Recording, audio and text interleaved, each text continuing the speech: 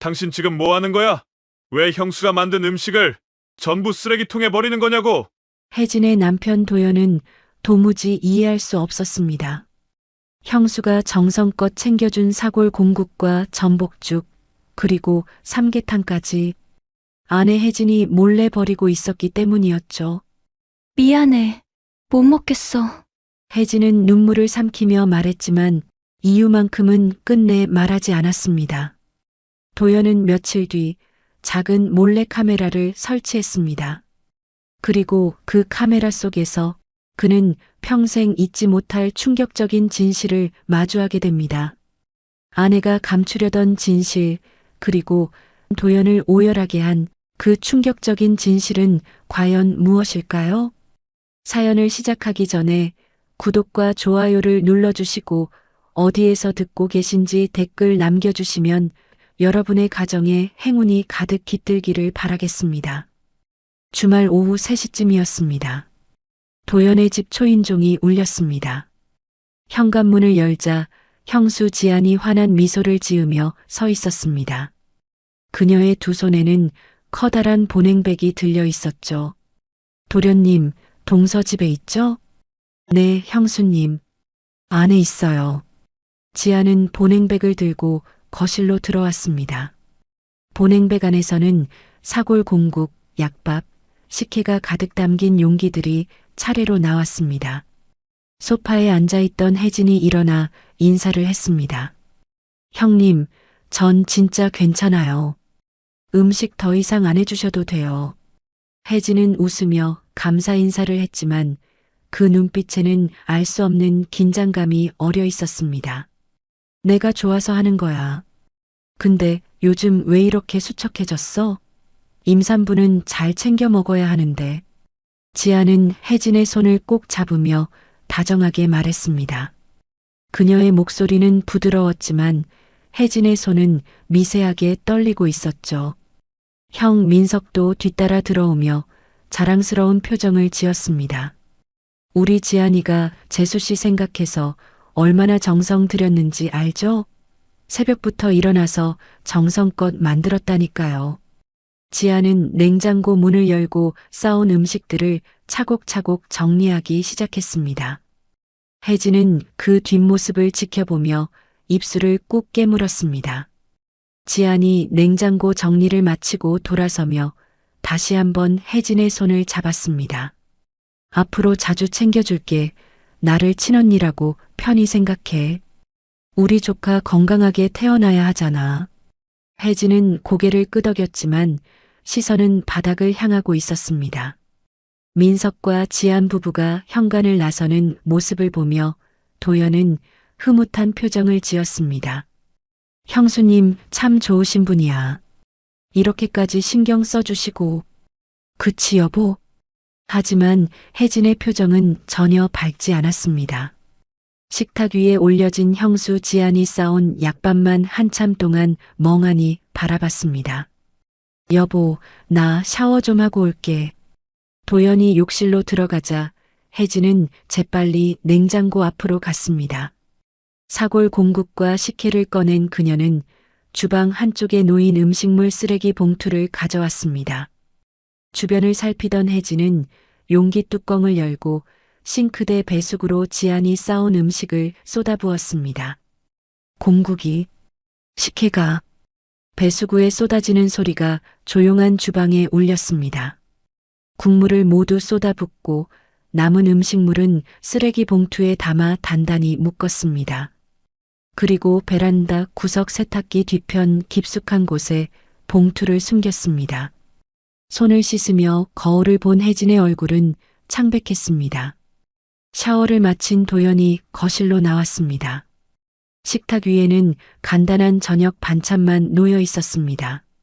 여보, 형수님이 끓여주신 곰국은 안 먹어? 혜진은 잠시 머뭇거리다 대답했습니다. 입맛이 없어서요. 나중에 먹을게요. 그때였습니다.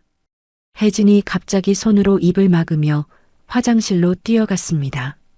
구역질하는 소리가 화장실 문 밖까지 들렸죠. 도연은 걱정스러운 표정으로 화장실 문 앞에 섰습니다. 괜찮아? 입덧이 심해진 거야? 혜진은 대답 대신 기침만 했습니다. 도연은 부엌으로 가서 물을 따라 화장실 문 앞에 두었습니다. 잠시 후 나온 혜진의 얼굴은 더욱 핏기가 없었습니다. 오늘은 일찍 자. 도연은 아내의 등을 쓰다듬으며 방으로 들여보냈습니다. 도연은 그 모습을 보며 아내가 입덧 때문에 힘들어하는 거라고만 생각했습니다. 다음 날 아침 지안에게서 문자가 왔습니다. 동서, 공국 잘 먹었어? 너 먹으라고 정성껏 만든 거니까 도련님 주지 말고 너만 꼭 챙겨 먹어. 혜진은 문자를 보고 잠시 망설이다 답장을 쓰지 않았습니다. 화면을 끄고 핸드폰을 소파 쿠션 아래에 밀어 넣었죠. 며칠 후였습니다. 택배 상자가 도착했습니다. 발신인은 역시 지안이었습니다. 상자 안에는 미역국과 호박죽이 정성스럽게 포장되어 있었습니다. 혜진은 택배 상자를 거실로 들여놓고 한참을 그대로 바라봤습니다. 얼마 후 혜진은 다시 움직였습니다. 미역국과 호박죽 용기를 열어본 그녀는 깊은 한숨을 쉬었습니다. 그리고 대부분의 음식을 싱크대에 조금씩 흘려보냈습니다. 호박죽 미역국이 배숙으로 천천히 빨려 들어갔습니다. 저녁 무렵 집에 돌아온 도연은 싱크대 앞을 지나다가 이상한 것을 발견했습니다. 싱크대 하수구 주변에 노란색 호박죽 자국이 묻어 있었던 겁니다. 형수가 보냈다던 호박죽은 분명 냉장고에 있어야 했는데 말이죠. 도연은 냉장고를 열어봤습니다. 형수 지안이 보냈다던 음식은 없었습니다. 빈 반찬통만 식탁 위에 덩그러니 있었습니다. 그는 다시 싱크대로 가서 배수구를 살펴봤습니다. 호박죽을 버린 흔적이 선명했습니다. 설마 혜진이가 버린 건가? 작은 의심이 도연의 마음속에 씨앗처럼 자리 잡았습니다. 그날 밤 도연은 잠자리에 누워서도 계속 그 생각을 했습니다. 뭔가 이상했습니다. 단순히 입덧 때문만은 아닌 것 같았죠. 도연은 천장을 바라보며 긴 한숨을 내쉬었습니다. 며칠이 지난 오후였습니다. 집으로 택배가 도착했습니다. 형수 지안이 보낸 음식이었죠. 이번에는 삼계탕이었습니다. 마침 집에 있던 도연은 형수에게 전화를 걸었습니다. 형수님, 삼계탕 잘 받았어요. 감사합니다. 도련님, 요즘 날씨가 쌀쌀하기도 하고 보양식이 필요할 것 같아서 보냈어요. 도련님 먹지 말고 동서 챙겨주세요. 그런데 전에 보낸 음식은 다 먹었죠? 네, 형수님. 혜진이가 정말 잘 먹고 있어요. 도연은 거짓말을 했습니다. 사실 혜진이 형수가 보낸 음식을 제대로 먹는지 확신할 수 없었습니다. 전화를 끊고 나서 도연은 묘한 불편함을 느꼈습니다. 저녁 무렵이었습니다. 도연은 방에서 통화를 끝낸 도연의 귀에 이상한 소리가 들렸습니다. 싱크대 쪽에서 들리는 물 흐르는 소리였죠. 부엌으로 들어간 도연은 그 장면을 목격했습니다. 혜진이 삼계탕 용기를 들고 싱크대 앞에 서 있었습니다. 용기 안에 삼계탕을 먹지도 않은 채 음식물 쓰레기 봉투에 쏟아 붓고 있었던 겁니다. 국물이 봉투 안으로 콸콸 흘러 들어갔습니다. 당신 지금 뭐 하는 거야? 도연의 목소리에 혜진이 깜짝 놀라며 돌아봤습니다. 그녀의 얼굴은 순식간에 하얗게 질렸습니다. 그거 왜 버려? 형수님이 만든 음식을 왜 전부 쓰레기통에 버리는 거냐고. 도연의 목소리가 높아졌습니다. 혜진은 손에 든 용기를 싱크대에 내려놓고 당황한 표정으로 말했습니다. 그냥 냄새만 맡아도 속이 뒤집혀서 그래요. 냄새? 도연은 삼계탕 용기에 코를 가까이 대봤습니다. 고소한 닭고기 냄새와 인삼향이 났습니다. 전혀 이상한 점이 없었죠. 이거 냄새 멀쩡한데? 뭐가 문제야? 혜진은 대답하지 못했습니다. 그저 입술만 떨릴 뿐이었죠. 도연의 가슴 속에서 서운함과 의심이 뒤섞여 올라왔습니다. 그래도 이건 예의가 아니지 않아? 형수님이 얼마나 정성 들여서 만드셨는데. 나도 미안한데 진짜 못 먹겠어요. 혜진의 목소리가 떨렸습니다. 눈시울이 붉어지더니 눈물이 맺히기 시작했죠. 도연은 그런 아내를 보며 답답함을 느꼈습니다. 형수님이 알면 얼마나 서운하시겠어. 매번 이렇게 챙겨주시는데. 그냥 나 좀 내버려둬요. 혜진은 더 이상 참지 못하고 방으로 들어가 버렸습니다. 쾅 하는 소리와 함께 방문이 닫혔죠. 도연은 혼자 부엌에 남았습니다. 싱크대에는 반쯤 비워진 삼계탕 용기가 놓여 있었고 음식물 쓰레기 봉투에서는 국물 냄새가 났습니다. 도연은 봉투를 들고 베란다로 나갔습니다. 쓰레기를 버리면서도 마음속은 복잡했습니다. 아내가 형수를 싫어해서 일부러 저러는 건지, 아니면 정말 입덧이 심해서 그런 건지 알 수가 없었습니다. 거실로 돌아온 도연은 소파에 앉았습니다. 닫혀있는 방문을 바라보며 한숨을 쉬었죠. 방 안에서는 아무 소리도 들리지 않았습니다. 시간이 흘러 자정이 넘었습니다. 도연은 침대에 누웠지만 잠이 오지 않았습니다. 옆에 누운 혜진은 등을 돌린 채 미동도 하지 않았습니다. 잠든 건지 깨어 있는 건지 알 수 없었죠. 도연의 머릿속에는 계속 같은 생각이 맴돌았습니다. 지난 며칠간 일어난 일들이 파노라마처럼 스쳐 지나갔습니다. 형수가 가져온 음식들, 혜진의 창백한 얼굴, 싱크대 배수구에 묻은 호박죽, 그리고 오늘 본 장면까지. 내가 모르는 뭔가가 있는 건 아닐까? 그 생각이 머릿속을 떠나지 않았습니다. 도연은 침대에서 일어나 거실로 나왔습니다. 어둠 속에서 휴대폰 불빛만 켜고 인터넷을 검색하기 시작했습니다. 소형 몰래카메라. 검색창에 그 단어를 입력했습니다. 여러 제품들이 나왔습니다. 도연은 그 중에서 가장 작고 눈에 띄지 않는 제품을 골랐습니다. 상부장 안쪽에 설치할 수 있을 만한 크기였죠. 결제 버튼을 누르기 직전 도연의 손이 잠시 멈췄습니다. 아내를 몰래 감시한다는 게 옳은 일일까요? 하지만 다른 방법이 없었습니다. 혜진은 입을 열지 않았고 도연은 진실을 알아야 했습니다.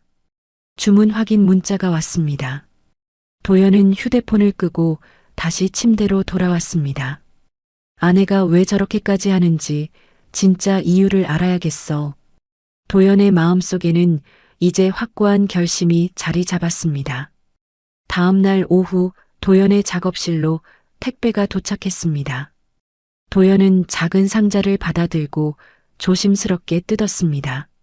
안에는 손톱만 한 크기의 소형 카메라가 들어 있었죠. 설명서를 펼쳐본 도연의 손이 미세하게 떨렸습니다. 혜진은 내일 오전에 산부인과 검진 예약이 있다고 했습니다. 도연에게는 절호의 기회였죠. 다음 날 아침 혜진이 외출 준비를 하는 동안 도연은 카메라를 주머니에 넣었습니다. 다녀올게요. 조심히 다녀와. 힘들면 택시 타고. 현관문이 닫히는 소리가 들렸습니다. 도연은 재빨리 부엌으로 향했습니다. 상부장 문을 열고 안쪽을 살폈습니다. 그릇들 뒤편 구석진 곳, 거기가 적당해 보였습니다. 카메라를 설치하는 도연의 이마에 땀이 맺혔습니다. 손이 떨려 2번이나 카메라를 떨어뜨릴 뻔했죠. 겨우 고정을 마친 도연은 휴대폰으로 화면을 확인했습니다. 부엌 전체가 선명하게 보였습니다. 다음 날 오후였습니다. 형수 지안이 또다시 커다란 보냉백을 들고 찾아왔습니다. 지안은 밝은 표정으로 들어왔습니다. 이번에는 사골 공국과 팥죽까지 준비해 왔더군요. 혜진의 안색은 어두웠고 얼굴에는 긴장감이 역력했습니다. 동서, 요즘 안색이 좀 나아진 것 같네. 이거 내가 밤새 끓인 거니까 잘 챙겨 먹어야 해. 지아는 혜진을 바라보며 밝게 웃으며 말했습니다. 도련님은 주지 말고 동서가 잘 챙겨 먹어야 해. 알았지? 네, 형님. 감사합니다. 혜진은 어색하게 웃으며 조금 떨리는 목소리로 대답했습니다. 지아는 냉장고에 음식들을 정리하고 나서 한참을 더 머물렀습니다. 그럼 나는 이만 갈게. 동서, 몸조리 잘하고. 지안이 떠나고 난 뒤 도연은 일부러 모른 척하며 작업실로 향했습니다. 나 작업실 좀 다녀올게. 오늘 좀 늦을 거야. 네, 조심해서 다녀와요. 현관문이 닫히는 소리가 들렸습니다. 하지만 도연은 작업실로 가지 않았습니다. 근처 카페에 앉아 휴대폰으로 카메라 화면만 지켜봤죠. 화면 속 혜진은 한동안 소파에 앉아 있었습니다. 그러더니 천천히 부엌으로 걸어갔습니다. 냉장고를 열고 지안이 가져온 음식들을 하나씩 꺼내기 시작했죠. 사골 공국과 팥죽이 담긴 용기 뚜껑을 연 혜진은 한참 들여다봤습니다. 그녀의 표정은 단순히 입맛이 없는 사람의 얼굴이 아니었습니다. 두려움에 가까웠죠. 그 다음 장면에서 도연의 눈이 커졌습니다. 혜진이 음식 일부를 작은 지퍼백에 조심스럽게 담기 시작한 겁니다. 공국 국물, 팥죽 한 국자씩. 마치 증거를 수집하는 사람처럼 정확하고 조심스러운 동작이었습니다. 혜진은 지퍼백을 전자저울 위에 올려놓았습니다. 무게를 재더니 작은 메모지에 뭔가를 적었죠. 도연은 화면을 확대해 봤지만 글씨까지는 보이지 않았습니다. 이제 샘플이 충분해. 검사할 수 있겠어. 혜진이 조용히 말했습니다. 샘플? 검사? 대체 무슨 샘플을 모으고 어떤 검사를 한다는 걸까요? 도연의 심장이 빠르게 뛰기 시작했습니다. 혜진은 지퍼백을 김치 냉장고 안쪽 깊숙한 곳에 넣었습니다. 그러고 나서 남은 음식들은 싱크대 배수구와 쓰레기 봉투에 쏟아버렸습니다. 이전과 똑같은 방식이었죠. 잠시 후였습니다. 화면 속 혜진이 휴대폰을 꺼내 누군가에게 전화를 걸었습니다. 지난번보다 더 모았어요. 제대로 검사해 볼게요. 도연의 머릿속이 복잡해졌습니다. 혜진은 누구와 통화하고 있는 걸까요? 통화를 마친 혜진은 한참 동안 싱크대를 붙잡고 서 있었습니다. 그녀의 어깨가 작게 떨렸습니다. 울고 있는 것 같았죠. 도연은 카페를 나와 차에 올라탔습니다. 하지만 시동을 걸지 못했습니다. 방금 본 장면들이 머릿속에서 계속 맴돌았습니다. 다음 날 아침이었습니다. 혜진이 장을 보러 나간 사이 도연은 냉장고와 김치 냉장고를 샅샅이 뒤지기 시작했습니다. 일반 냉장고 안쪽 구석에서 날짜가 적힌 지퍼백 2개를 발견했습니다. 5월 20일, 5월 27일. 지퍼백 안에는 국물과 밥알 같은 게 들어 있었습니다. 냄새를 맡아봤지만 평범한 음식과 다르지 않았죠. 도연은 지퍼백을 다시 제자리에 놓았습니다. 김치 냉장고도 열어봤습니다. 김치통 뒤편 깊숙한 곳에서 지퍼백 3개를 더 발견했습니다. 모두 날짜가 적혀 있었습니다. 이게 대체 뭐야? 도연의 목소리가 떨렸습니다. 아내 혜진은 검사를 위해 형수의 음식을 몰래 모으고 있었던 겁니다. 그날 오후 도연은 쓰레기 분리수거를 한다는 핑계로 베란다로 나갔습니다. 며칠 전 혜진이 버린 음식물 쓰레기 봉투를 찾았죠. 봉투를 열자 역한 냄새가 났습니다. 음식물들을 조심스럽게 뒤지던 도연의 손이 멈췄습니다. 플라스틱 통 하나가 손에 잡혔습니다. 뚜껑을 열려다 말고 뚜껑 안쪽을 살펴봤습니다. 희미한 흰 가루가 붙어 있었습니다. 도연은 손가락으로 조심스럽게 가루를 만져봤습니다. 밀가루 같기도 하고 설탕 같기도 했습니다. 하지만 직감적으로 알 수 있었죠. 이건 평범한 게 아니라고. 급히 손을 씻으러 부엌으로 들어갔습니다. 수도꼭지를 틀고 손을 여러 번 문질렀습니다. 비누칠을 하고 또 씻었습니다. 그런데도 불안감은 사라지지 않았죠. 거울을 본 도연의 얼굴은 창백했습니다. 입술이 바짝 말라 있었습니다. 손은 계속 떨렸고요. 그날 밤 도연은 침대에 누워 천장만 바라봤습니다. 옆에서 자고 있는 혜진의 숨소리가 들렸습니다. 평온해 보이는 얼굴이었지만 도연은 확신할 수 있었습니다. 아내는 단순히 형수를 싫어해서 그녀가 만든 음식을 버리는 게 아니라는 것을, 뭔가 이유가 있을 거라는 것을. 하지만 무엇 때문에? 도연의 마음속에는 거대한 불안이 자라나기 시작했습니다. 새벽까지 잠들지 못한 도연은 결심했습니다. 더 이상 혼자 고민할 수 없었습니다. 이 샘플들이 무엇인지 정확히 알아내야겠다고 다짐했습니다. 다음 날 오전이었습니다. 혜진이 친구를 만나러 외출했습니다. 도연은 그녀가 집을 나서는 모습을 창문 너머로 지켜봤습니다. 아내의 뒷모습이 골목 모퉁이를 돌아 사라질 때까지요. 도연은 깊은 숨을 들이쉬었습니다. 그리고 작은 방으로 향했습니다. 혜진이 가끔 혼자 시간을 보내는 공간이었죠. 책상 서랍을 열어봤습니다. 펜, 메모지, 영수증들이 어지럽게 놓여 있었습니다. 서랍 안쪽 깊은 곳을 더듬던 도연의 손에 딱딱한 것이 잡혔습니다. 작은 상자였습니다. 천천히 꺼내 뚜껑을 열었습니다. 안에는 두꺼운 다이어리가 들어 있었죠. 도연은 잠시 망설였습니다. 아내의 사생활을 엿보는 건 옳지 않았으니까요. 하지만 지금 상황에서는 다른 방법이 없었습니다. 떨리는 손으로 다이어리를 펼쳤습니다. 첫 장에 적힌 날짜는 2024년 5월 14일이었습니다. 형님이 만들어준 전복죽 먹고 가슴 두근거림, 손떨림. 짧은 문장이었지만 도연의 심장은 요동쳤습니다. 다음 페이지를 넘겼습니다.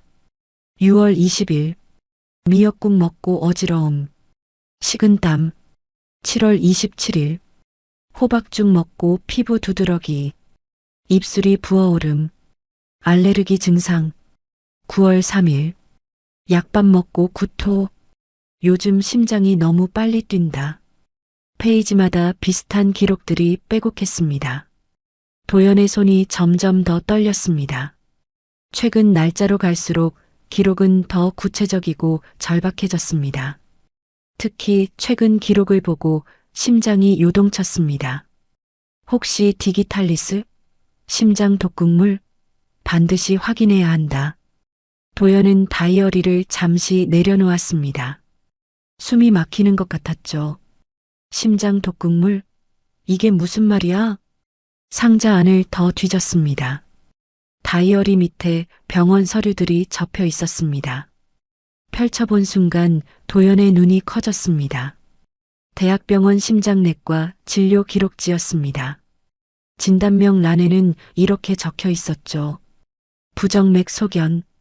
검사 소견란을 읽던 도연의 시야가 흐려졌습니다. 심장에 부담을 주는 미량의 독성 물질 반복 노출 의심. 의사의 추가 소견도 적혀 있었습니다. 독성연구소 검사 의뢰서와 결과지도 있었습니다. 음식 샘플 일부 검사 결과 비정상적 성분 검출. 샘플 부족으로 재검 권고. 도연은 바닥에 주저앉았습니다. 다리에 힘이 풀려 더 이상 서 있을 수 없었죠. 서류가 손에서 미끄러져 떨어졌습니다. 부정맥, 독성 물질, 반복 노출. 이 단어들이 머릿속에서 계속 맴돌았습니다. 도연은 충격에 두 손으로 얼굴을 감쌌습니다. 얼마나 시간이 흘렀을까요? 도연은 겨우 정신을 차리고 다시 서류들을 펼쳤습니다. 다른 병원 기록도 있었습니다. 피부과, 내과 혜진은 혼자서 여러 병원을 다니며 자신의 증상을 기록하고 있었던 거죠. 그제야 모든 게 이해됐습니다. 혜진이 왜 형수의 음식만 보면 얼굴이 하얗게 질렸는지, 왜 음식을 버리면서도 일부는 지퍼백에 담아 보관했는지, 아내는 혼자 싸우고 있었습니다. 자신과 아이를 지키기 위해서요. 도연의 가슴이 미어졌습니다. 며칠 전 거실에서 아내 혜진에게 했었던 모진 말들이 생각났습니다. 자신이 아내를 얼마나 몰아붙였는지, 혜진은 그 순간 얼마나 외롭고 무서웠을까요? 도연은 다이어리를 다시 펼쳤습니다. 맨 마지막 페이지에는 이렇게 적혀 있었습니다. 남편한테 말해야 할까? 하지만 증거가 부족해. 날 믿어줄까? 글씨가 번져 있었습니다. 눈물이 떨어진 자국이었죠. 도연은 다이어리를 꼭 껴안았습니다. 목이 메어 소리가 나오지 않았습니다. 그저 눈물만 흘러내렸습니다. 미안해, 혜진아. 미안해.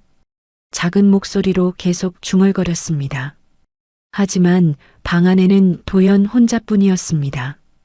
그 사과를 들어줄 사람은 없었죠. 한참을 그렇게 앉아있던 도연은 서류들을 다시 상자에 넣었습니다. 다이어리도 원래 있던 자리에 그대로 두었습니다. 혜진이 눈치채서는 안 됐으니까요. 거실로 나온 도연은 소파에 앉았습니다. 창밖을 보며 생각했습니다. 이제 어떻게 해야 할까요? 경찰에 신고해야 할까요? 아니면 형에게 먼저 말해야 할까요? 하지만 명확한 증거가 필요했습니다. 의사 소견만으로는 부족했습니다. 도연의 머릿속으로 계획을 세우고 명확한 증거를 모아야겠다고 결심했습니다. 그날 저녁 혜진이 돌아왔습니다. 도연은 최대한 평소처럼 행동했습니다. 밝게 웃으며 저녁 준비를 도왔습니다. 하지만 마음속으로는 계속 생각했습니다.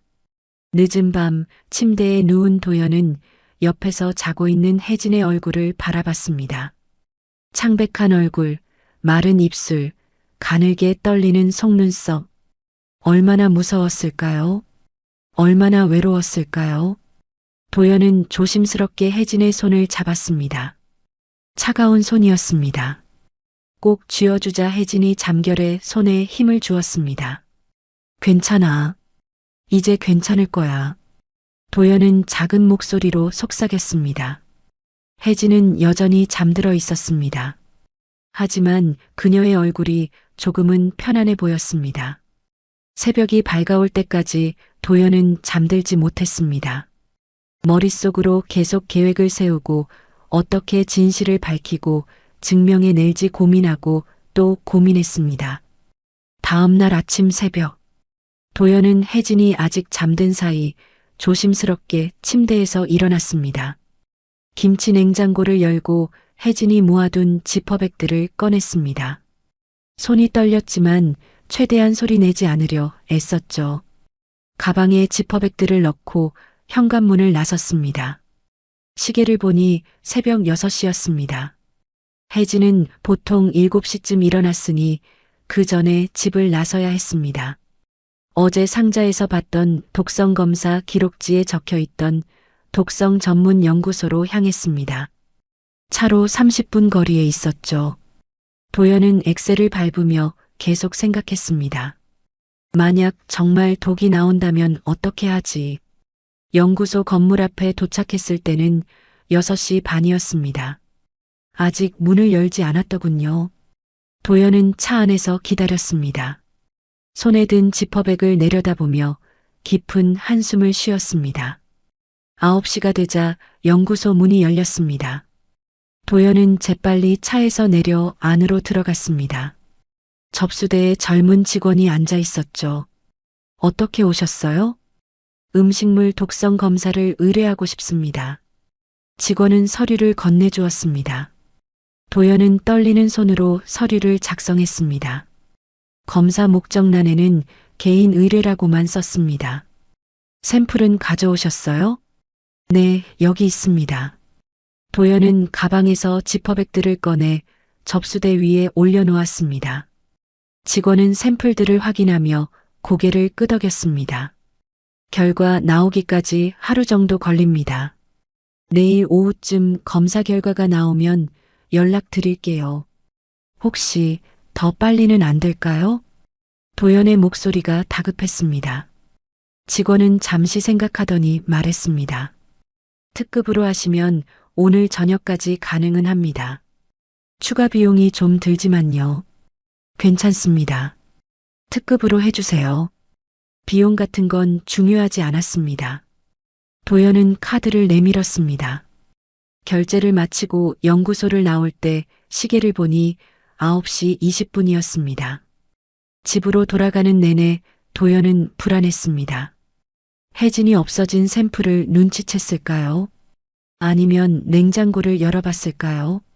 집 앞에 차를 세우고 현관문을 열었습니다. 거실에서는 혜진이 소파에 앉아 아침 뉴스를 보고 있었습니다. 일찍 나갔다 왔어요? 응, 자재 좀 사러 나갔다 왔어. 도연은 최대한 자연스럽게 대답했습니다. 혜진은 의심하는 기색 없이 고개만 끄덕였습니다. 그날 하루는 길었습니다. 도연은 공방 작업실에서 일을 하면서도 계속 휴대폰만 확인했습니다. 연구소에서 연락이 올까 봐요. 점심도 제대로 넘기지 못했습니다. 목구멍으로 음식이 넘어가지 않았죠. 오후 5시였습니다. 드디어 휴대폰이 울렸습니다. 연구소 번호였습니다. 도연은 떨리는 손으로 전화를 받았습니다. 검사 결과 나왔습니다. 방문하실 수 있으세요? 지금 바로 가겠습니다. 도연은 공방 문을 잠그고 차에 올랐습니다. 평소 같으면 30분 걸리는 거리를 20분 만에 도착했습니다. 연구소 상담실로 안내됐습니다. 흰 가운을 입은 연구원이 서류 몇 장을 들고 들어왔습니다. 중년 남자였는데 표정이 심각했죠. 검사 결과부터 말씀드리겠습니다. 연구원은 서류를 책상 위에 펼쳤습니다. 그래프와 숫자들이 빼곡했습니다. 샘플에서 디기탈리스 계열의 심장 독성 물질이 미량 검출됐습니다. 도연의 심장이 쿵 내려앉았습니다. 디기탈리스? 다이어리에서 봤던 바로 그 단어였습니다. 그게 어떤 물질이죠? 많이 위험한 건가요? 쉽게 말해서 심장 기능을 교란시키는 독성 물질입니다. 소량 반복 섭취 시 심장 두근거림, 어지럼증, 구토를 유발하고 장기간 섭취하기에 매우 위험합니다. 도연은 숨이 막혔습니다. 연구원은 계속 설명했습니다.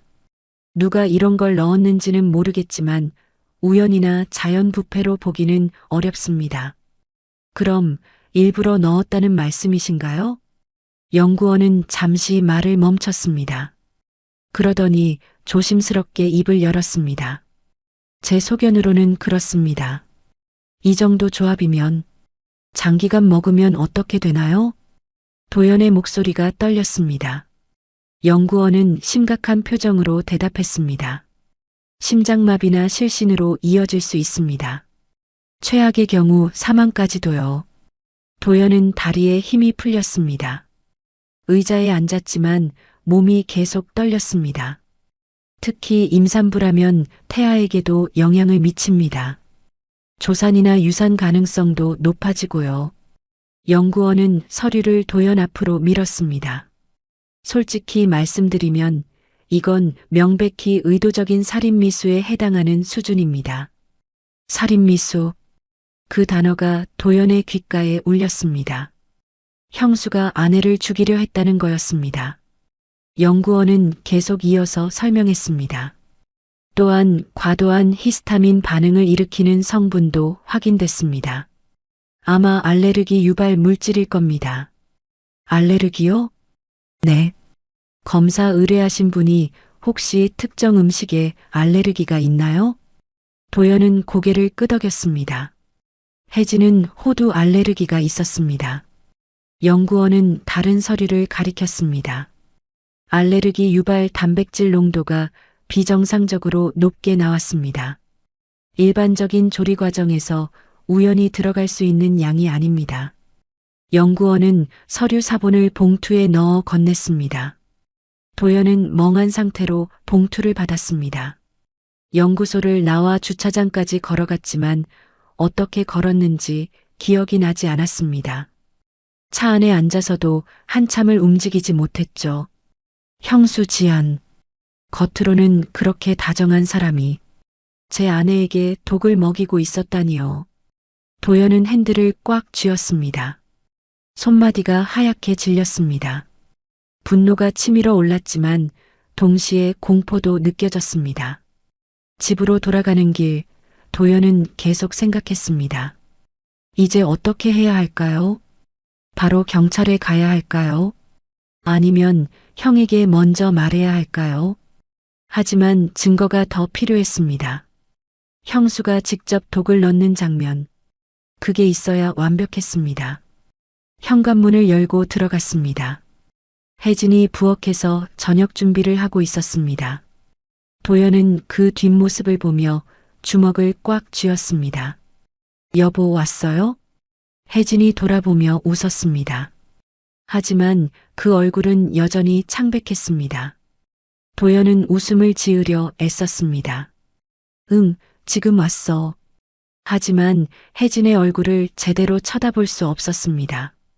미안함과 분노가 뒤섞여 목이 메었거든요. 그날 밤 도연은 침대에 누워 천장만 바라봤습니다. 옆에서는 혜진이 잠든 숨소리가 들렸습니다. 도연의 머릿속에는 형수의 얼굴만 떠올랐습니다. 반드시 끝까지 파헤치겠다. 형수가 한 짓을 세상에 드러내겠다. 도연은 이를 악물었습니다. 이제 물러설 수 없었습니다. 다음 날 아침이었습니다. 도연은 형에게 전화를 걸었습니다. 최대한 밝은 목소리를 유지하려 애썼죠. 형, 나야. 저번에 빌려간 전동 드릴 있잖아. 그거 오늘 반납하러 가도 돼? 오, 그래. 오늘 저녁에 올래? 지안이도 반가워할 거야. 아니, 형수님 바쁘실 텐데. 낮에 잠깐 들를게. 형만 있으면 돼. 그래. 그럼 점심때쯤 와. 나 집에서 일하거든. 전화를 끊은 도연은 가방에 소형 카메라를 넣었습니다. 며칠 전 주문했던 두 번째 카메라였습니다. 정오쯤 형 집에 도착했습니다. 문을 열어준 민석은 편한 옷차림이었습니다. 들어와, 도연아. 형, 바쁜데 미안해. 거실로 들어서니 형수 지안의 그림 몇 점이 벽에 걸려 있었습니다. 우아하고 세련된 그림들이었죠. 도연은 그 그림들을 보며 씁쓸하게 웃었습니다. 형수님은? 아, 갤러리 전시회 준비 때문에 나갔어. 요즘 정신없더라고. 그렇구나. 도연은 속으로 안도했습니다. 형수가 없는 게 오히려 좋았습니다. 공구함이 베란다에 있는데 같이 가자. 민석이 앞장서서 부엌을 지나 베란다로 향했습니다. 도연은 형을 따라가며 재빨리 주변을 살폈습니다. 부엌 구조를 머릿속에 그렸죠. 여기 있다. 가져가. 민석이 공구함을 건넸습니다. 도연은 공구함을 확인하는 척하며 시간을 끌었습니다. 형, 화장실 좀 다녀와도 돼? 그래, 안방 화장실 써. 도연은 화장실로 가는 척하다가 다시 부엌으로 돌아왔습니다. 형, 저번에 놔준다고 했던 가방이랑 옷 지금 챙겨줄 수 있어? 그래. 조금만 기다려. 민석이 옷방으로 향하는 사이 도연은 재빨리 움직였습니다. 상부장 옆 선반 조미료통 뒤편에 카메라를 설치했습니다. 손이 떨렸지만 최대한 빠르게 작업했죠. 잠시 후 민석이 종이백을 들고 나왔습니다. 도연은 부엌에서 천천히 물을 마시며 카메라가 제대로 숨겨졌는지 다시 확인했습니다. 괜찮아 보였습니다. 형, 나 이만 갈게. 오늘 작업 마무리해야 돼서. 그래, 조심히 가. 형 집을 나온 도연은 차에 올라 휴대폰을 꺼냈습니다. 카메라 앱을 실행했습니다. 화면에 형 집 부엌이 선명하게 보였습니다. 됐어. 도연은 안도의 한숨을 쉬었습니다. 이제 기다리기만 하면 됐습니다. 사흘이 지났습니다. 도연은 틈날 때마다 카메라 영상을 확인했습니다. 하지만 특별한 장면은 없었죠. 지안이 평범하게 요리하는 모습만 보였습니다. 나흘째 되는 날 오후였습니다. 도연은 공방에서 카메라 화면을 확인하고 있었습니다. 지안이 부엌으로 들어오는 모습이 보였습니다. 지안은 냄비를 꺼내 전복죽을 끓이기 시작했습니다. 평범하게 요리하는 것처럼 보였습니다. 하지만 다음 순간 도연의 눈이 커졌습니다. 지안이 서랍을 열었습니다. 안쪽 깊은 곳에서 작은 약통과 스푼을 꺼냈습니다. 주변을 한번 둘러본 지안은 약통 뚜껑을 열었죠. 하얀 가루가 담겨 있었습니다. 지안은 스푼으로 가루를 떠서 전복죽에 한 스푼 넣었습니다. 그러더니 냉장고에서 꺼낸 호박식혜에도 한 스푼 더 넣었습니다. 천천히 저으며 가루가 녹아드는지 확인했죠. 이 정도면 충분하겠지? 지안의 입이 움직였습니다. 소리는 들리지 않았지만 입모양으로 알 수 있었습니다. 임산부는 몸 관리 특히 잘해야 해. 그치 혜진아? 지안은 혼잣말을 하며 웃었습니다. 그 웃음은 섬뜩했습니다. 다정한 형수의 얼굴이 아니었죠. 차갑고 계산적인 표정이었습니다. 지안은 전복죽을 밀폐용기에 담았습니다. 그러고는 벽에 걸린 달력 앞으로 갔습니다. 내일 날짜에 동그라미를 치며 뭐라고 중얼거렸죠. 내일 갖다 줘야지. 도연은 휴대폰을 꽉 쥐었습니다. 손이 떨려 휴대폰을 떨어뜨릴 뻔했습니다. 심장이 미친 듯이 뛰었죠. 영상은 계속됐습니다. 지안이 휴대폰을 꺼내 누군가에게 전화를 걸었습니다. 표정이 밝아졌습니다. 응, 나야. 요즘 우리 동서 건강이 많이 안 좋은 것 같아서 걱정이야. 지안의 목소리가 들렸습니다. 임신했는데 자꾸 몸이 안 좋다고 하더라고. 내가 보양식 열심히 챙겨주는데도 말이야. 지안의 말투는 걱정 가득한 형수의 말투였습니다.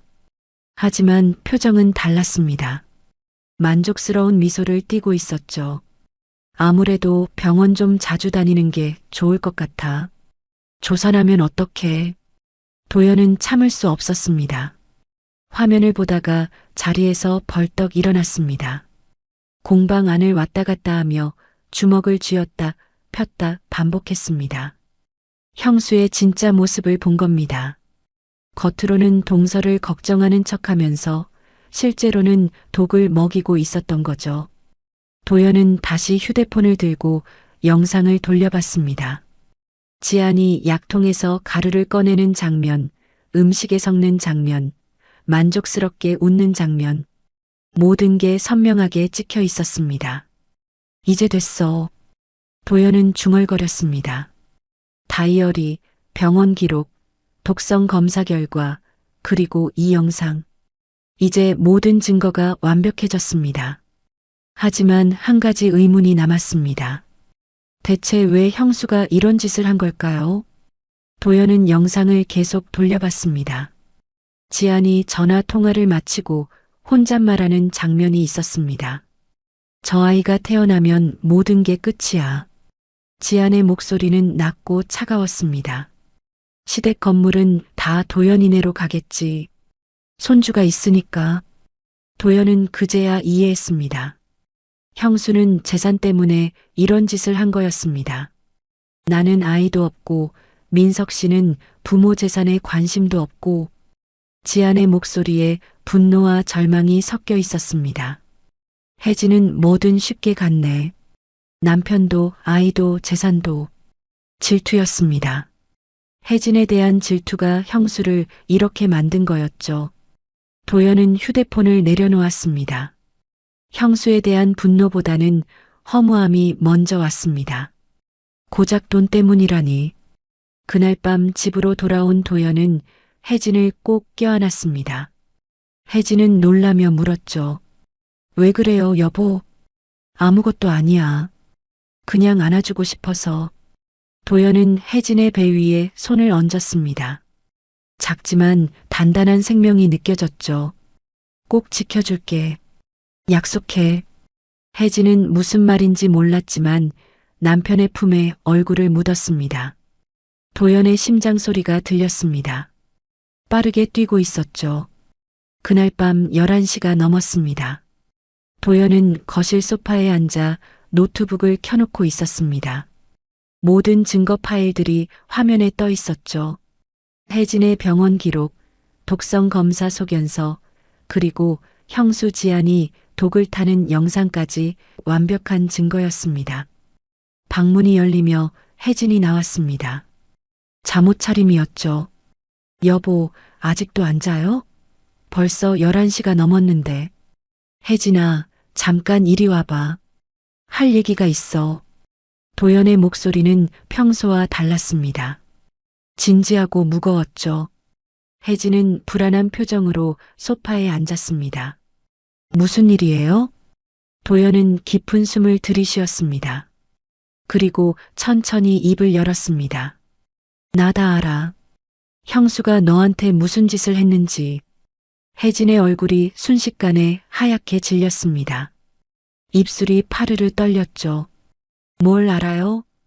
형수가 음식에 독을 탔잖아. 나 다 봤어. 네가 쓴 다이어리. 여보. 혜진의 목소리가 떨렸습니다. 눈물이 주르륵 흘러내렸습니다. 그동안 혼자 감당했던 공포와 외로움이 한꺼번에 터져 나온 거죠. 도연은 노트북을 혜진 앞으로 돌렸습니다.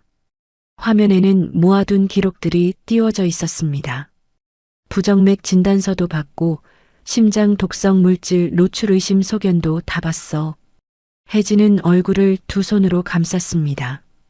어깨가 들썩이며 울음을 터뜨렸죠. 그리고 이것도 있어.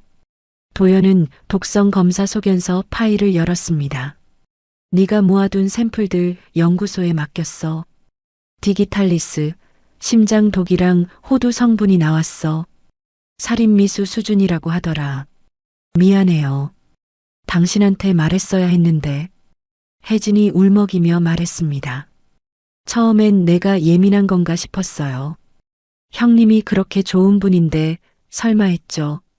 알아. 나도 처음엔 못 믿었어. 도연은 마지막 파일을 열었습니다. 형수 집 부엌에서 찍은 영상이었습니다. 여기 봐봐. 영상이 재생됐습니다. 지안이 약통에서 하얀 가루를 꺼내 음식에 섞는 장면이 나왔습니다.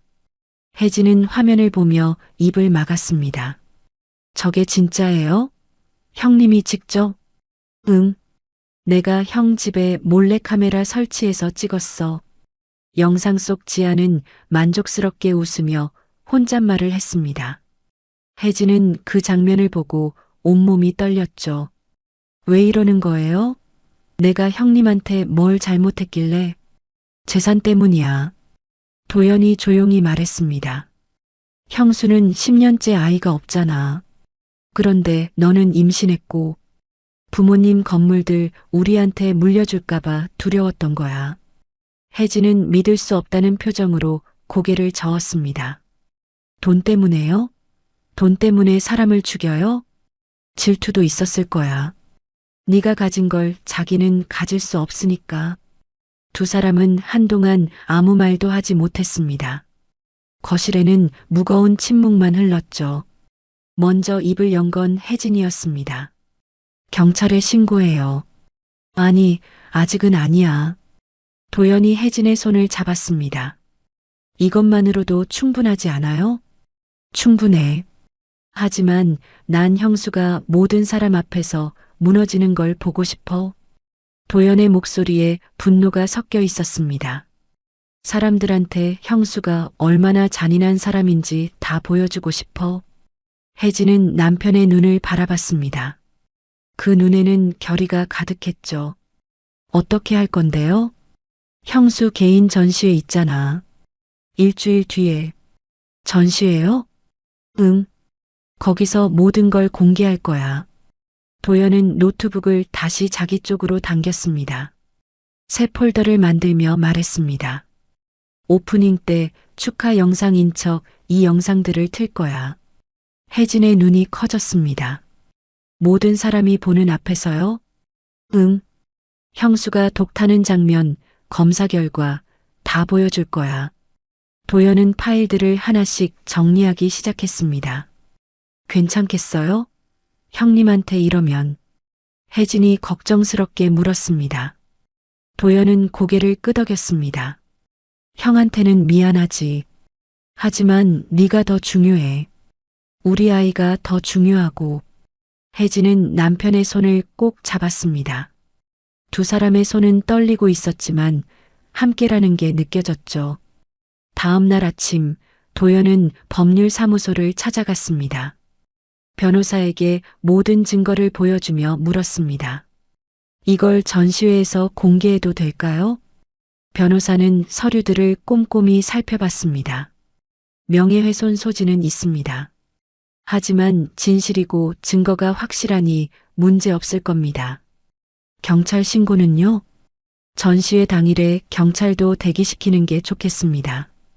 현장에서 바로 체포할 수 있게요. 도연은 고개를 끄덕이며 메모했습니다. 그날 오후 도연은 전시회 주최 측에 연락했습니다. 축하 영상을 준비했는데 오프닝 때 틀어도 될까요? 물론이죠. 그런데 지한 작가님 모르게 하고 싶은데 가능할까요? 깜짝 놀라게 해드리고 싶어서요. 거짓말이었지만 어쩔 수 없었습니다. 오프닝 때 10분 정도 시간 드릴 수 있습니다. 감사합니다. 전화를 끊은 도연은 안도의 한숨을 쉬었습니다. 이제 준비는 끝났습니다. 다음 며칠 동안 도연과 혜진은 조용히 준비했습니다. 영상을 편집하고 자막을 넣고 순서를 정했죠. 전시회 이틀 전이었습니다. 도연은 관할 경찰서에 찾아가 형사를 만났습니다. 살인미수 사건을 제보하려고 합니다. 모든 증거를 보여주자 형사의 표정이 굳어졌습니다. 이건 심각한데요. 이틀 후에 전시회 현장에서 체포해 주실 수 있나요? 형사는 잠시 고민하더니 고개를 끄덕였습니다. 알겠습니다. 당일날 형사 몇 명을 대기시키겠습니다. 전시회 전날 밤이었습니다. 도연과 혜진은 거실에 앉아 있었습니다. 노트북에는 완성된 영상이 저장되어 있었죠. 내일이네요. 혜진이 떨리는 목소리로 말했습니다. 긴장돼? 무서워요. 그런데 동시에 후련해요. 혜진은 배를 쓰다듬었습니다. 이제 우리 아기 안전하게 지킬 수 있을 것 같아요. 도연은 아내의 손을 잡았습니다.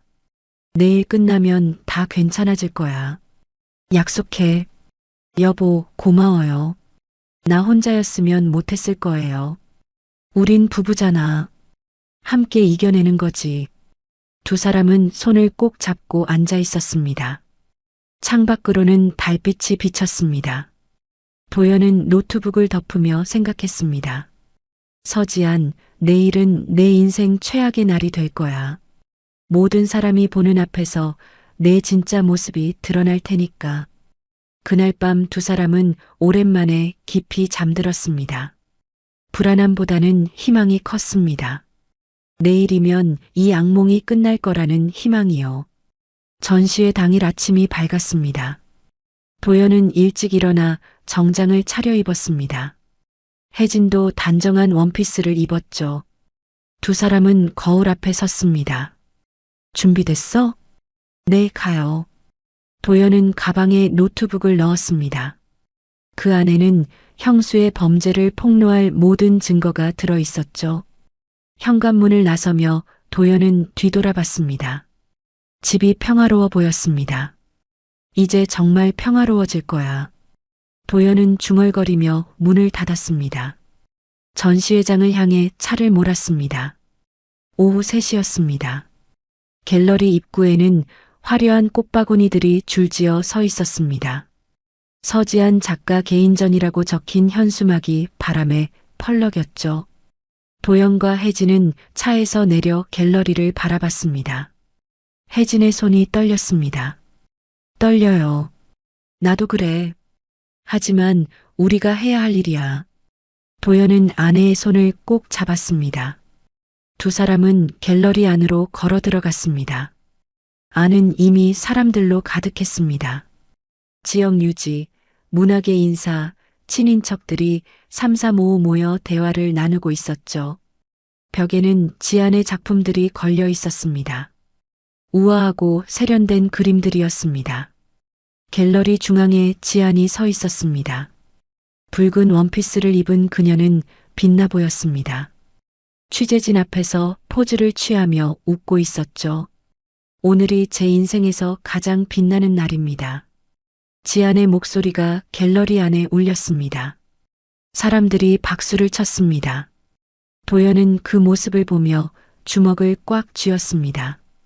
도연아 왔구나. 형 민석이 반갑게 다가왔습니다. 그는 들떠 있었습니다.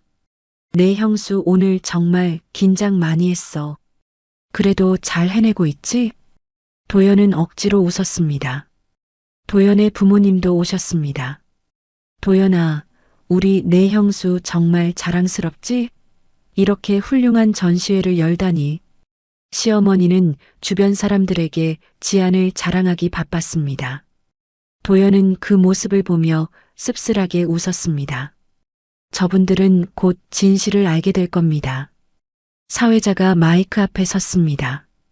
여러분, 잠시 자리에 앉아주시기 바랍니다. 곧 오프닝 행사를 시작하겠습니다. 사람들이 준비된 의자에 앉기 시작했습니다. 도연은 뒤쪽 자리에 앉았습니다. 혜진은 그의 손을 꼭 잡았죠. 사회자가 지안을 소개했습니다. 오늘의 주인공, 서지안 작가님을 모시겠습니다. 박수 소리가 터졌습니다. 지안이 무대 위로 올라갔습니다. 그녀는 우아하게 인사하며 소감을 말했습니다. 오늘 이 자리를 빛내주신 모든 분께 감사드립니다.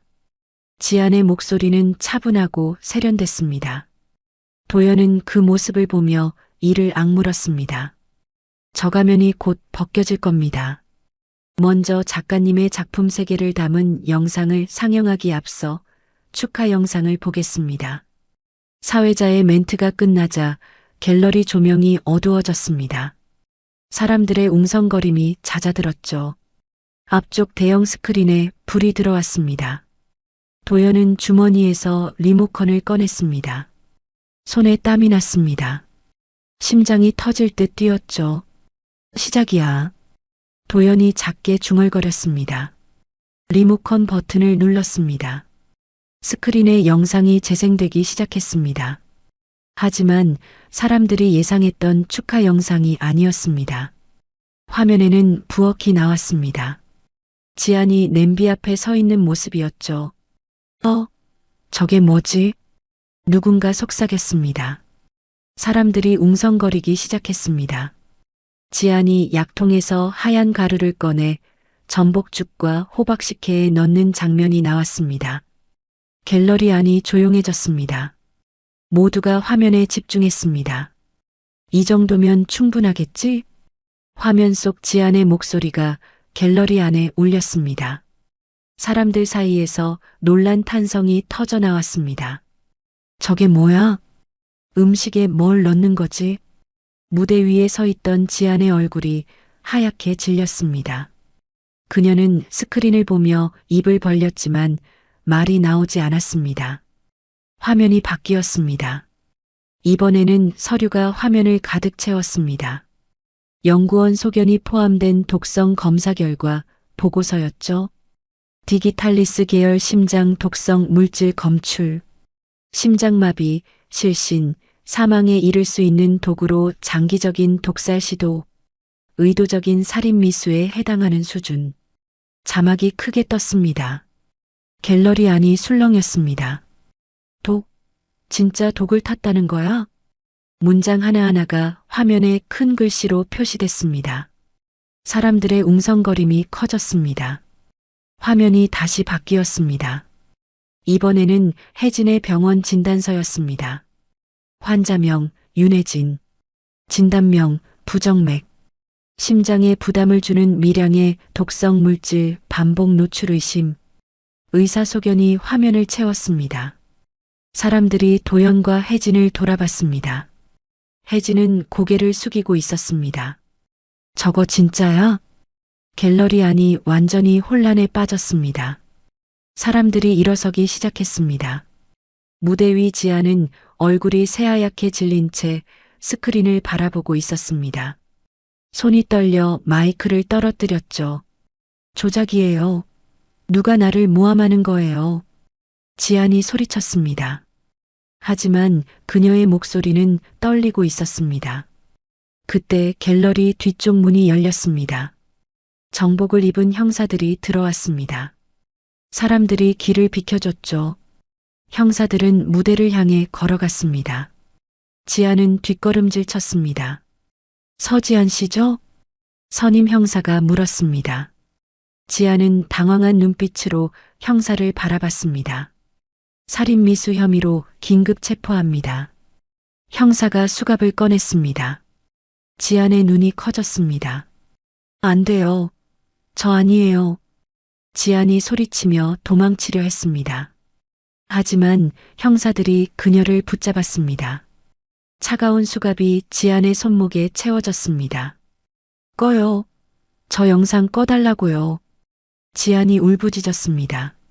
하지만 스크린에서는 여전히 증거들이 반복 재생되고 있었습니다. 형 민석이 무대로 뛰어 올라갔습니다. 그의 얼굴은 충격으로 일그러져 있었죠. 여보, 이게 진짜야? 네가 정말 그랬어? 민석의 목소리가 떨렸습니다. 지아는 대답하지 못했습니다. 그저 고개를 숙이고 울기만 했죠. 왜? 대체 왜 그랬어? 민석이 무릎을 꿇었습니다. 그는 아내의 어깨를 붙잡고 흔들었습니다. 시어머니가 무대로 올라왔습니다. 그녀의 얼굴은 분노로 일그러져 있었습니다. 내가 너를 얼마나 믿고 아꼈는데 어떻게 이런 끔찍한 짓을 할 수가 있니? 시어머니가 지안의 뺨을 때렸습니다. 찰싹 소리가 갤러리 안에 울렸죠. 지안은 뺨을 감싸쥐고 고개를 숙였습니다. 가시죠. 형사가 지안의 팔을 잡았습니다. 지안은 끌려가듯 무대에서 내려왔습니다. 수갑찬 손목, 흐트러진 머리, 눈물 범벅이 된 얼굴. 1시간 전 그렇게 우아하고 빛나던 모습은 어디에도 없었습니다. 형사들이 지안을 데리고 갤러리 밖으로 나갔습니다. 플래시가 터졌습니다. 밖에서 대기하던 기자들이 몰려들었죠. 민석은 무대 위에 주저앉아 있었습니다.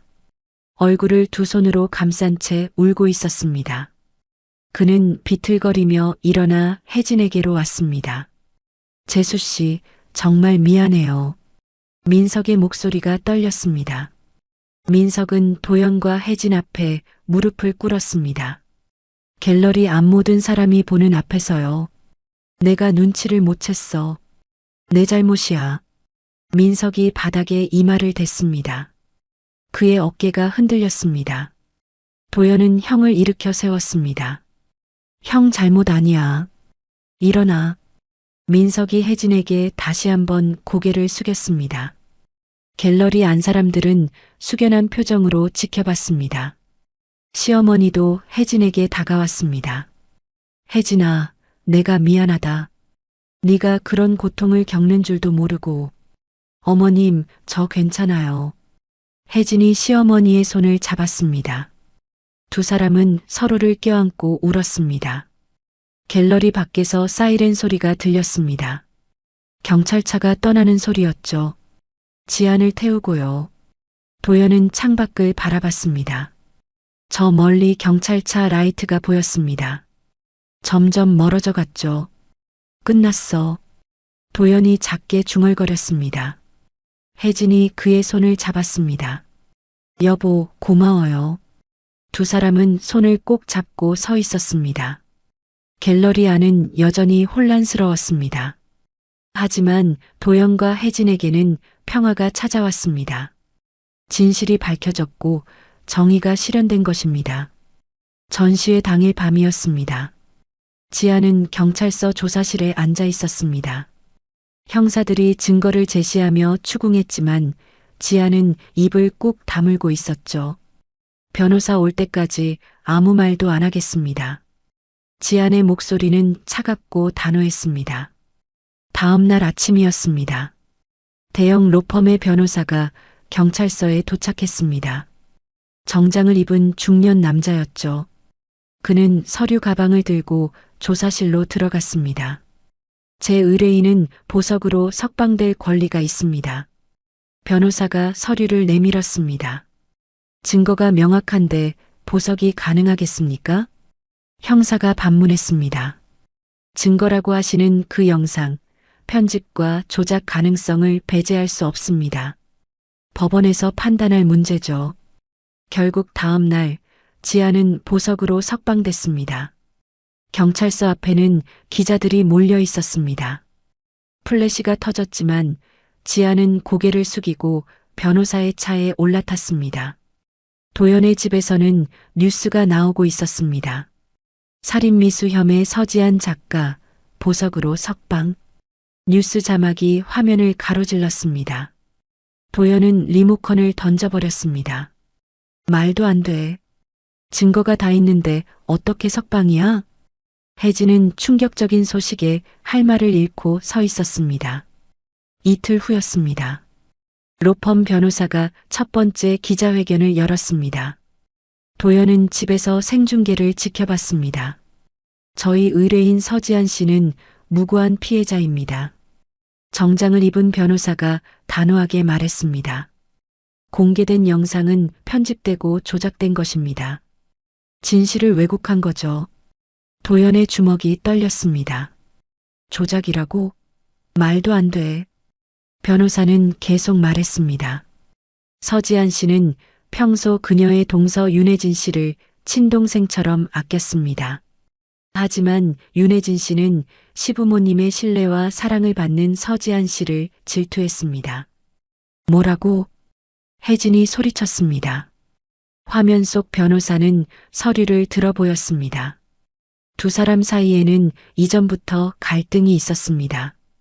이에 윤혜진 씨가 서지한 씨에게 악감정으로 독살 의혹에 대한 누명을 씌우고 증거를 조작한 것임을 말씀드립니다. 이에 윤혜진 씨를 무고죄로 고소하고 진실은 반드시 밝히겠습니다. 내가 무고죄라고? 혜진의 목소리가 떨렸습니다. 도연이 아내의 손을 잡았습니다. 진짜 증거도 없으면서 저런 소리를 해? 사흘 후 두 번째 기자회견이 열렸습니다. 이번에는 지안이 직접 나왔습니다. 화면에 나타난 지안은 충격적이었습니다. 휠체어에 앉아 있었고 팔에는 멍 자국이 선명했습니다. 얼굴은 야위었고 눈은 부서 있었죠. 저는 억울합니다. 지안의 목소리가 떨렸습니다. 그녀는 손수건으로 눈물을 닦았습니다.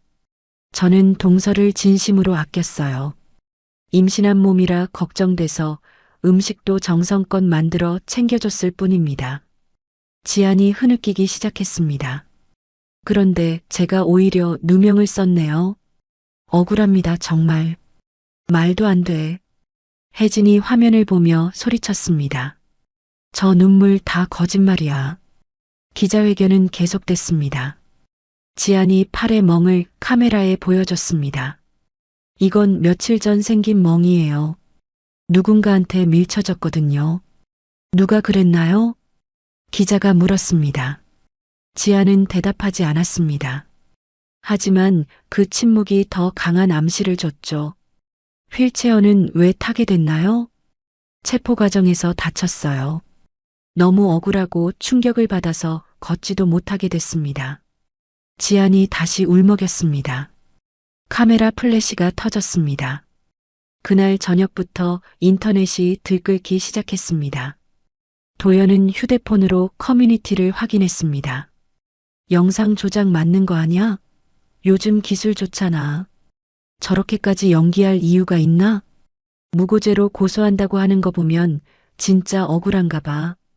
댓글들이 점점 지안 편으로 기울었습니다. 도연의 얼굴이 굳어졌습니다. 말도 안 돼. 증거가 이렇게 명확한데. 하지만 여론은 빠르게 뒤집혔습니다. 다음 날 아침 포털 사이트 실시간 검색어에 서지안 작가 무죄가 올랐습니다. 더 큰 충격은 혜진을 향한 악성 댓글이 쏟아지고 있다는 것이었죠. 재산 노린 동서의 모함, 착한 형수 인생 망친 악녀, 임신한 걸 무기로 삼는 여자. 혜진은 휴대폰을 보다가 울음을 터뜨렸습니다. 여보, 도대체 사람들이 나한테 왜 이러는 거예요? 도연이 아내를 안아줬습니다. 하지만 그도 속수무책이었습니다. 며칠이 지났지만 상황은 나아지지 않았습니다. 오히려 더 악화됐죠. 혜진의 휴대폰에는 악성 문자가 하루에도 수십 통씩 왔습니다. 희대의 악녀. 재산 때문에 작가님 모함한 거지? 혜진은 휴대폰을 꺼버렸습니다. 하지만 밤마다 악몽을 꾸었습니다. 사람들이 자신을 손가락질하는 꿈이었죠. 어느 날 밤이었습니다. 혜진이 갑자기 배를 움켜쥐며 신음했습니다. 아파요. 배가 너무 아파요. 뭐? 도연이 아내를 돌아봤습니다. 혜진의 얼굴이 창백했습니다. 여보, 피가. 혜진의 다리 사이로 피가 흘러내리고 있었습니다. 아기, 우리 아기. 도연은 급히 혜진을 안아 차에 태웠습니다. 병원으로 달렸습니다. 빨간 신호등도 무시했죠. 조금만 참아. 금방 도착해. 도연의 목소리가 떨렸습니다. 혜진은 배를 감싸 쥐고 울고 있었습니다. 응급실에 도착했습니다. 의사와 간호사들이 혜진을 침대에 옮겼습니다. 보호자는 밖에서 기다리세요. 도연은 복도에서 기다렸습니다. 1시간이 지났습니다. 2시간이 지났습니다. 도연은 복도를 왔다 갔다 하며 머리를 쥐어뜯었습니다. 3시간이 지나서야 의사가 나왔습니다. 보호자분이세요? 네, 제 아내 어떻게 됐어요? 다행히 괜찮습니다. 아기도 무사하고요. 도연은 그 자리에 주저앉았습니다. 다리에 힘이 풀렸습니다. 하지만 조금만 늦었으면 위험했습니다. 산모도 아기도요. 원인이 뭐예요? 극심한 스트레스로 보입니다. 산모가 정신적으로 매우 불안정한 상태예요. 도연은 주먹을 쥐었습니다. 악성 댓글 때문이었습니다. 지안과 변호사의 거짓말 때문이었죠. 병실로 들어갔습니다. 혜진은 창백한 얼굴로 누워 있었습니다. 산소 마스크를 쓰고 있었죠. 여보. 도연이 아내의 손을 잡았습니다. 혜진이 눈을 떴습니다. 아기는요? 괜찮대. 우리 아기 무사해. 혜진의 눈에서 눈물이 흘러내렸습니다. 미안해요. 제가 약해서. 무슨 소리야? 내 잘못이 아니야. 도연은 아내의 손을 꼭 쥐었습니다. 하지만 마음속으로는 무너지고 있었습니다. 이렇게 당하고만 있어야 하는 걸까요? 방법이 정말 없는 걸까요? 혜진이 잠든 뒤 도연은 복도로 나왔습니다. 창밖을 보며 한참을 서 있었습니다. 절망감이 밀려왔습니다. 그때였습니다. 도연의 휴대폰에 알 수 없는 번호에서 문자가 왔습니다. 서지안 작가 본 모습 제보합니다. 도연의 심장이 뛰기 시작했습니다.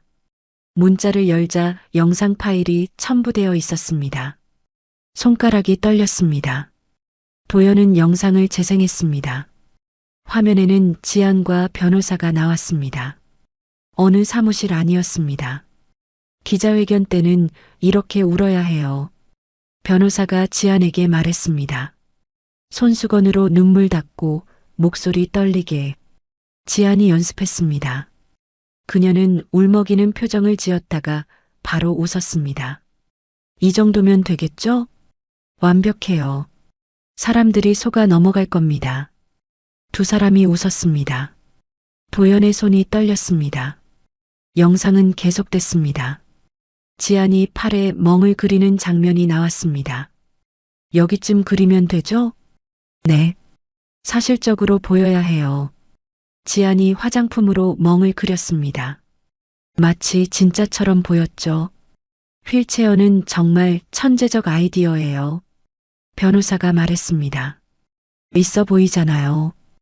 피해자처럼. 지안이 휠체어에서 일어나 걸어다니며 웃었습니다. 여론만 움직이면 재판은 이긴 거예요. 변호사가 자신있게 말했습니다. 증거가 있어도 사람들이 안 믿으면 소용없죠. 영상이 끝났습니다. 마지막에 짧은 문자가 하나 더 왔습니다. 서지아 작가의 본 모습을 밝히는데 도움이 되셨으면 합니다. 익명의 제보자는 지안의 갤러리아 소속 직원이었습니다. 도연은 영상을 보며 온몸이 떨렸고 분노가 치밀어 올랐습니다. 동시에 희망도 보였습니다. 도연은 영상을 다시 한번 재생했습니다. 지안과 변호사가 연기 연습하는 장면, 멍을 그리는 장면, 휠체어에서 일어나 걷는 장면, 모든 게 선명하게 찍혀 있었습니다. 도연은 병실로 돌아가지 않고 주차장으로 향했습니다. 차에 올라타 노트북을 꺼냈습니다.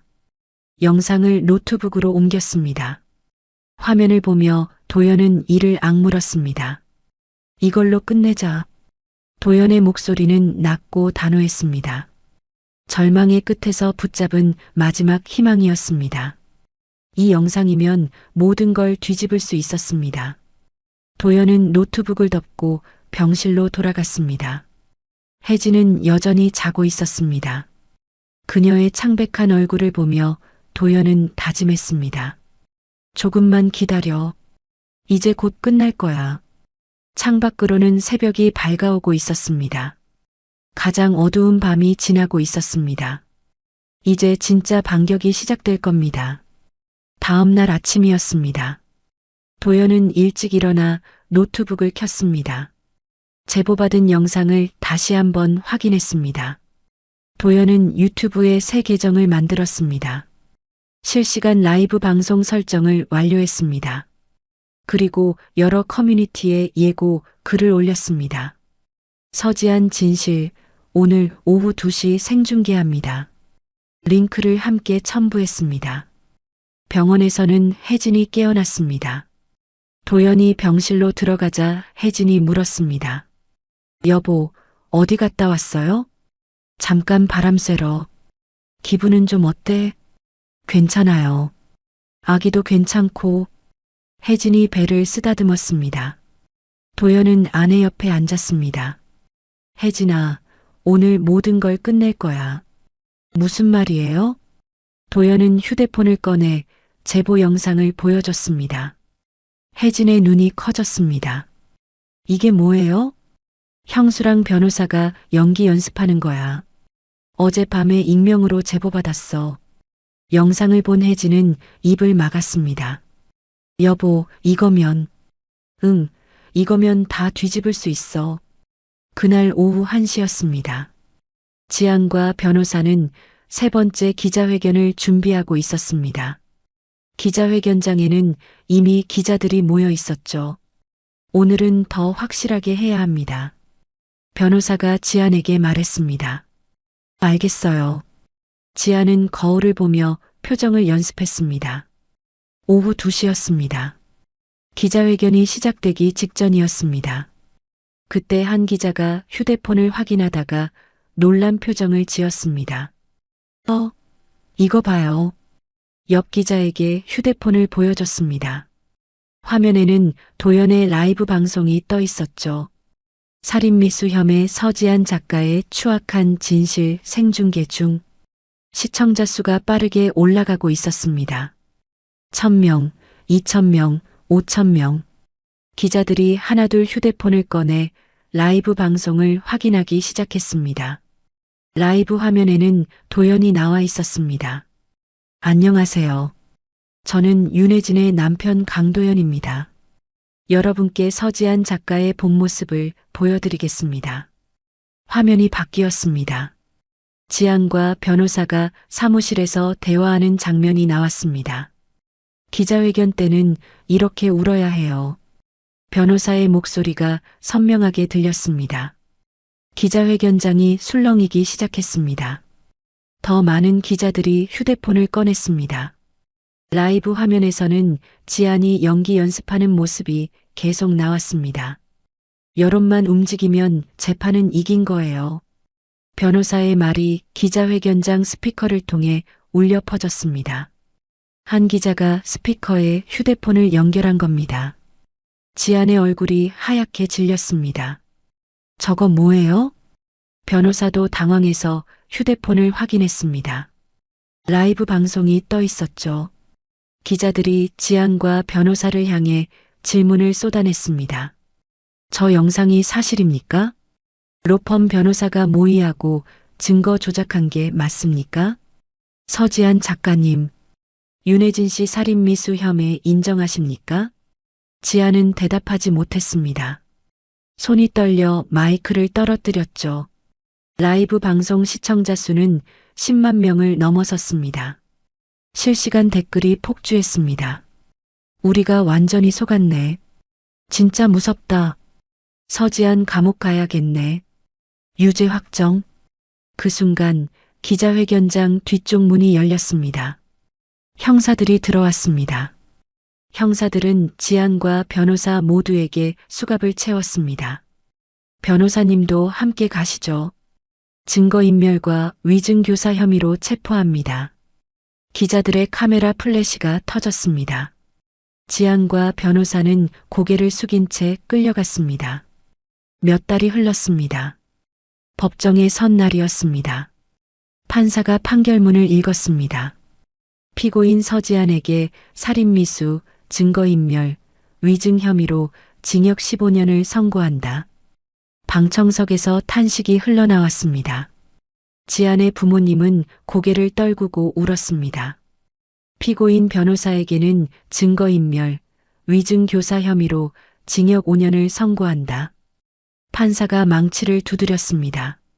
지안은 그 자리에 주저앉았습니다. 재판이 끝난 후 지안은 법정 복도에 잠시 머물렀습니다. 그때 도연과 혜진이 지나갔습니다. 동서, 지안이 불렀습니다. 도연과 혜진이 멈춰 섰습니다. 할 말 있으세요? 도연의 목소리는 차갑했습니다. 지안은 고개를 숙였습니다. 미안해. 정말 미안해. 눈물이 뚝뚝 떨어졌습니다. 이번에는 진짜 눈물이었죠. 지안이 혜진을 봤습니다. 내가 아이가 없으니까 모든 재산이 너희한테 갈까봐 두려웠어. 혜진은 대답하지 않았습니다. 그저 지안을 내려다볼 뿐이었죠.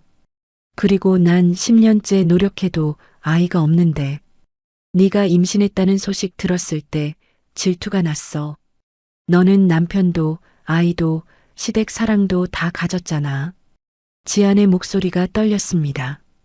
나는 아무것도 없었어. 그게 너무 억울했어. 그래서 저를 죽이려 했어요? 혜진이 처음으로 입을 열었습니다. 지안은 고개를 더 숙였습니다. 변명의 여지가 없어. 내가 괴물이었어.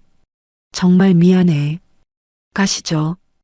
교도관이 지안의 팔을 잡았습니다. 지안은 끌려가며 마지막으로 말했습니다. 혜진아, 부디 건강한 아기 낳아. 행복하게 살고. 그 목소리에는 진심이 담겨 있었습니다. 하지만 이미 늦었습니다. 지안이 사라진 복도를 보며 도연이 말했습니다. 이제 정말 끝났어. 혜진은 배를 쓰다듬었습니다. 뱃속 아기가 움직이는 게 느껴졌죠. 우리 아기, 이제 안전해요. 두 사람은 법원을 나왔습니다. 바깥에는 햇살이 따스했습니다. 몇 달 후 혜진은 건강한 아들을 낳았습니다. 도연은 아기를 안고 웃었습니다. 우리 아들 정말 예쁘다. 당신 닮아서 그래요. 혜진이 웃으며 말했습니다. 두 사람은 살던 곳을 떠나 교회 단독주택으로 이사했습니다. 공기 좋고 조용한 곳이었죠. 이삿짐을 정리하던 도연은 상자 하나를 발견했습니다. 안에는 소형 카메라들이 들어 있었습니다. 도연은 잠시 그 카메라들을 바라봤습니다. 그때의 기억이 떠올랐죠. 불안하고 두렵던 순간들, 진실을 찾기 위해 애쓰던 날들. 이제 필요 없어. 도연은 카메라들을 쓰레기통에 버렸습니다. 과거는 이제 끝났습니다. 거실에서는 아기 울음소리가 들렸습니다. 혜진이 아기를 달래는 목소리도 들렸죠. 도연은 거실로 갔습니다. 햇살이 창문으로 들어와 거실을 환하게 비추고 있었습니다. 여보, 우리 아들 웃어요. 혜진이 환하게 웃으며 말했습니다. 도연은 아내와 아들을 안았습니다. 행복하게 살자. 이제 우리만 생각하고. 창밖으로는 새들이 노래하고 있었습니다. 정원에는 꽃들이 피어 있었죠. 긴 악몽이 끝났습니다. 이제 평화로운 일상이 시작됐습니다. 도연과 혜진, 그리고 이 부부의 아들은 새로운 삶을 살아갈 겁니다. 그리고 사랑하는 사람들과 함께라면 어떤 어려움도 이겨낼 수 있다는 걸 두 사람은 알게 되었습니다. 해가 저물고 있었습니다. 도연은 창밖 노을을 바라보며 생각했습니다. 이제 정말 끝이야. 거실에서는 혜진이 아기에게 자장가를 불러주고 있었습니다. 그 목소리가 집안을 따스하게 채웠습니다. 도연은 미소를 지으며 거실로 들어갔습니다. 가족이 함께하는 평범한 저녁이 시작됐습니다. 그 평범함이 이제는 가장 소중했습니다. 오늘 이야기 어떠셨나요? 이 사연이 당신의 하루에 작은 위로가 되었다면 구독과 좋아요로 마음을 나눠주세요. 그리고 사연 주인공에게 건네고 싶은 위로나 응원의 말이 있으시다면 댓글로 남겨주세요. 당신의 한마디가 누군가에겐 오늘 하루를 버틸 큰 힘이 됩니다. 늘 건강하시고 내일도 밝고 따뜻한 하루가 되시길 바랍니다.